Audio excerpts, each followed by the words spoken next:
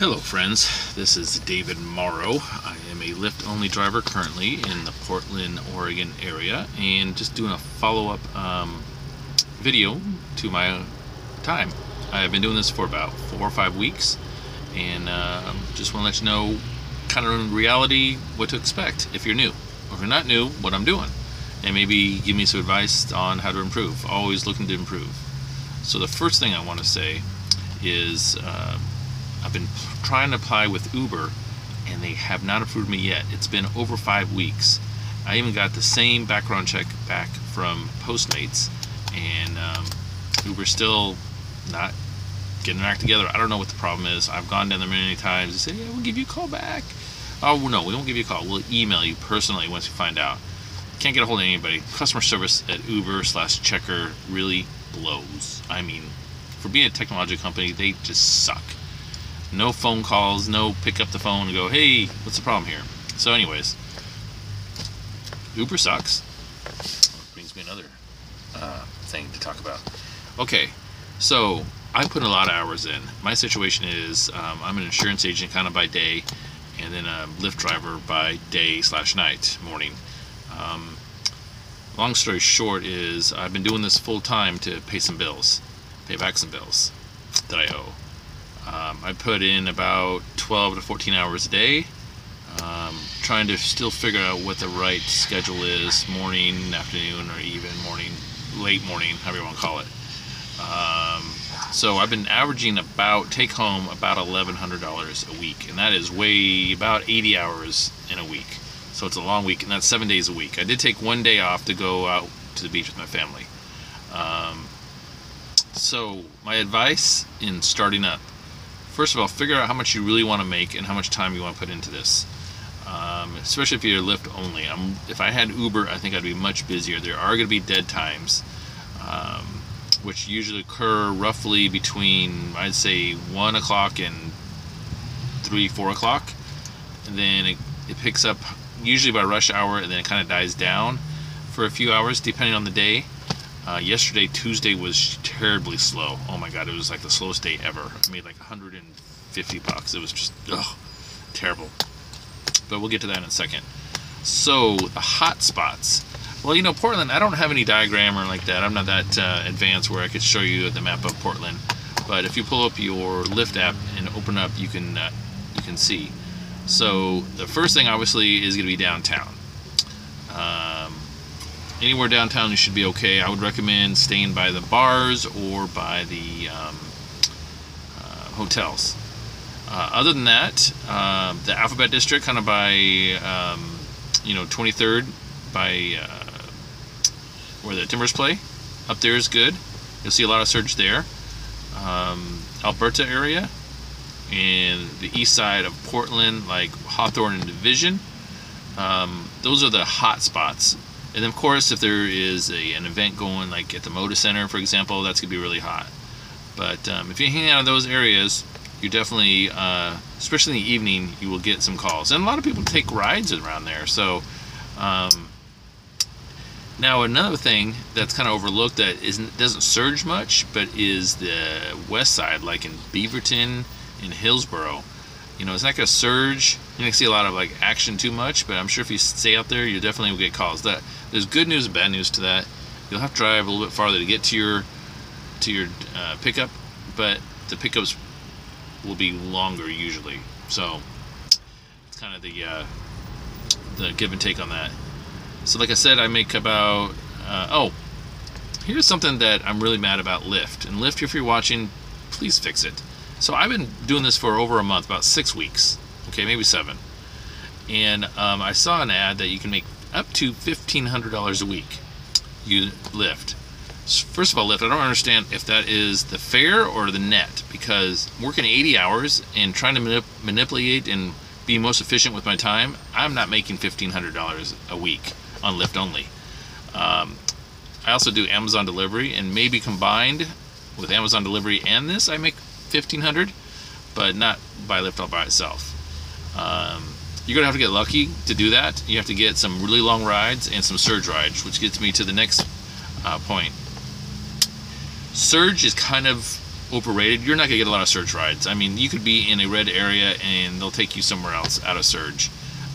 There's basically 4 reasons why you'd see the pink on the map. Okay, one is if there's a special event like a Timbers game or like a Blazers game, for example, they'll just give it like additional 25%. Then if somebody opens the app in that area and looking for rides but not pushing like request a ride, that will show it. The second is requesting a ride, and essentially all those combined, that if there's got more people in that general area looking at rides, requesting rides, than there are drivers, then there will be that surge. So occasionally you will get a surge. More than likely, at the end of an event, like at the Motor Center or at the Providence Park. But these don't last very long. You may go and somebody will take you far away and you lose all that. Or you maybe get 2 or 3 before it ends. So big surges like at events don't last like all night long. The next thing is the TNC, which I'm at right now. I was 17 in line with 26 minutes already elapsed. So I'm probably like at 15 right now. The TNC is kind of something that you don't spend, if you want to make a lot of money, don't spend too much time here, because especially if Lyft only, you gotta wait like an hour each time. In my experience, the best time to come here without having to wait an hour is early morning before noon and late at night, like around 10 o'clock ish. It is 3:30 and there is a lot of people here. So I'm only coming here because I have some work to do. I want to do this and some other stuff. So if you have something else to do other than Lyft, like emails, phone calls and stuff, this is a great way to exercise, eat, and get some of your errands done, and still get a ride.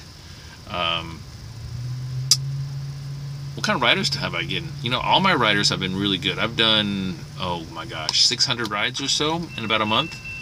And I'd say all but maybe 1.5 were not great. Everybody else has been really, really good. I also recommend, if you guys can, use a tablet and have your cell phone. Get a tablet that has its own data plan. I've got great compliments. The map is bigger. Everything's a lot easier to use when you have a tablet. In my old age, my eyes are kind of going, and it's hard to see sometimes with that close. The only really bad experience, I'll tell you a quick little story, is I had a girl that was drunk, and we'll talk about drunks too. That's another thing I want to talk about, drunks. Make a note of that.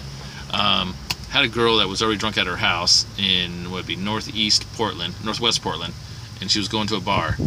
And so I get there, and the route was like different than what she expected. And I go, hey, you want to take your route? We'll go down your route. It was down Killingsworth.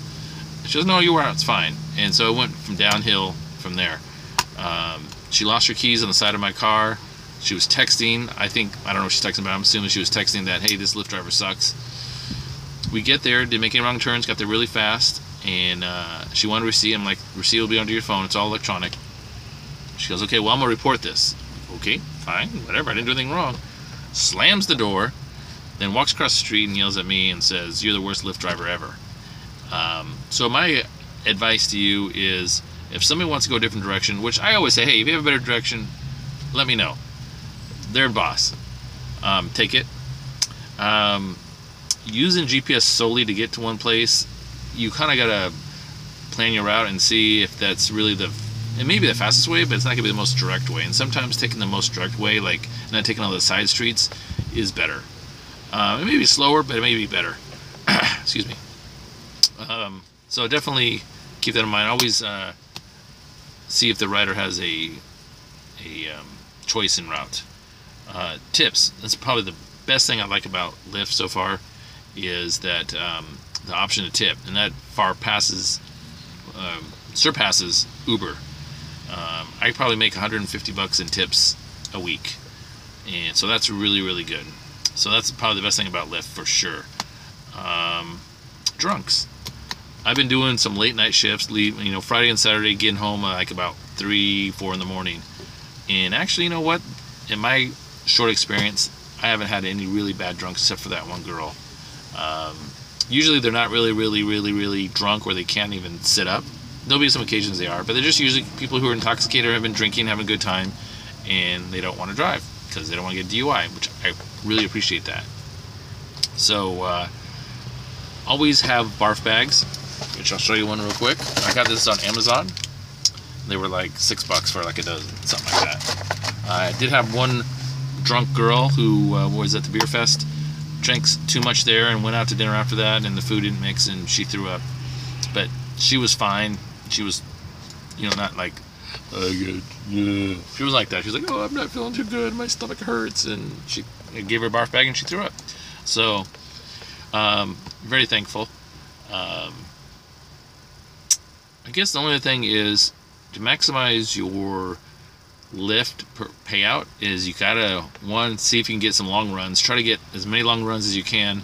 But the short runs aren't too bad. I mean, if you can do 4 runs in an hour, that's $20. I wouldn't spend too much time in TNC unless you can come in at a time when there's nobody here, and that's usually late at night, like 10, 11 o'clock at night, when most of the part-timers are gone or they're with their family and stuff like that. You do get some airplanes coming in late at night, around 11, 12 o'clock. Working the drunk crew and the employees are pretty good because they're like $10 runs, and if you can get surges and get lucky, that will help. But it definitely helps me get to my goal of $200 a day by having some long runs, having those $20 runs. So I think that's about it. I think I covered everything. This isn't going to be a full-time for me. I'm still looking for a job so I can work full-time to make decent money, and maybe do this part-time and make some extra cash to pay off those bills I have. So what else? I think that's about it. I like working for Lyft. The drivers not the drivers, but all the customers I've had have been really, really nice, and they're always going like, hey, how's your day going? My day's going great. How's yours? What have you been doing? Oh, I do have one quick story that was really, really fun. I had somebody I was taking downtown, and they get in the car, as a group of 4, and they get in the car like, what is your walk-up song? If you were a wrestler and you were to go and wrestle, what would be your walk-up song? And so after a little bit of a debate in my head, I picked Funky Town, because that's my favorite song from growing up. And so they played it through the auxiliary cable, and we just had a great time singing all the way there, Funky Town. Won't you take me to Funky Town? Won't you take me to Funky Town? So anyways, that was a really good ride. That was probably one of my favorite rides. So I guess that's about it. Lyft on, Uber whenever I get to there, and let me know what you guys think. All right, this is David, signing off.